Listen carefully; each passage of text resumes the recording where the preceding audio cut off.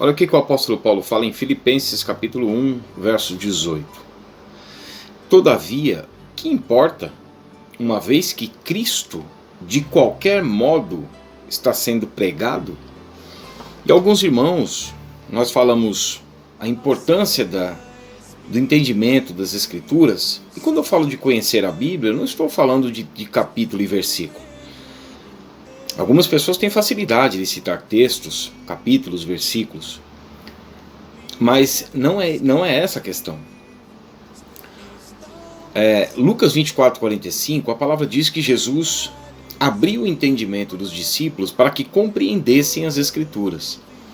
João 14:26, o Senhor nos guiaria, o Espírito Santo, o outro Consolador, que veio a partir no verso 16, 14 e 16 de João, para estar para sempre com a igreja. O Espírito Santo, além de convencer-nos do pecado, da justiça e do juízo, para que, frente à proposta de salvação, nós venhamos a crer em Cristo, e após crermos, nós somos trazidos do império das trevas, da condenação, da morte para a vida, para o reino de Deus. E ele depois, em 14:26 de João, ele nos guiaria em toda justiça, verdade, e nos faria lembrar das coisas que o Senhor disse. Para tanto, nós temos que ler a Bíblia. Nós só podemos lembrar por aquilo que passou pela nossa mente.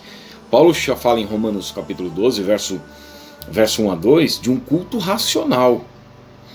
A palavra diz em 2 Timóteo, capítulo 3, versos 14 a 17, o apóstolo Paulo dizendo que as sagradas letras, elas nos tornam sábios para a salvação, porque toda a escritura é inspirada por Deus e útil para a correção, para a educação, na justiça, para a exortação.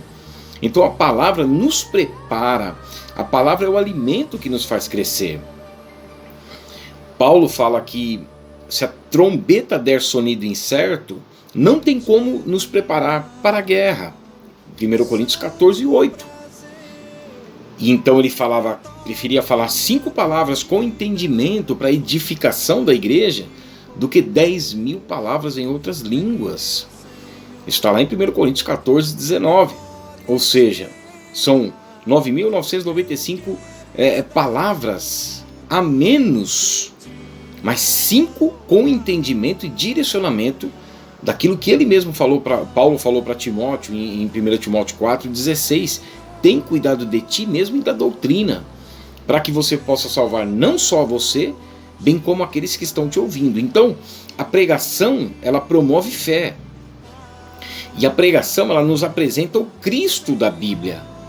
Ela nos apresenta o Cristo histórico, o Cristo das profecias, o Cristo da escatologia, que vai voltar e vai vindicar a sua santidade mediante as Escrituras.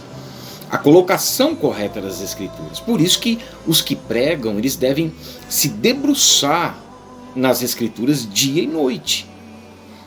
Então, qual a compreensão desse texto? O apóstolo Paulo está dizendo assim, no verso 18, né? Todavia, que importa? Uma vez que Cristo de qualquer modo está sendo pregado, alguns dizem assim, não importa se a igreja está pregando errado, se estão pregando errado, o importante é que está sendo pregado. É uma má utilização, como sempre, do texto bíblico.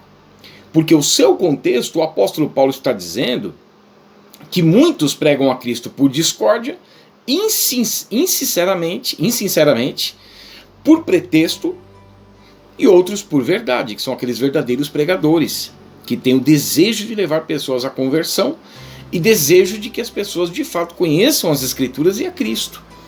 Então Paulo não está dizendo que essas pessoas estão ensinando errado. Paulo está dizendo que a motivação deles está errada. Discórdia, insinceros e pretexto, e outros com verdade. E esses vão sofrer a sua penalidade, mas pelo menos estão ensinando corretamente. E aí Paulo diz assim, bom, já que a Escritura está sendo ensinada corretamente, aí eu já não me importo. O importante é que Cristo está sendo pregado. Então, que nós possamos compreender os textos bíblicos para não sairmos falando qualquer coisa e assim estarmos contra as Escrituras. Porque os que estão contra as Escrituras acharão nela motivo de tropeço. E Jesus disse que é infeliz aquele que nele acha esse motivo de tropeço. Que nós possamos entender as Escrituras. Deus abençoe.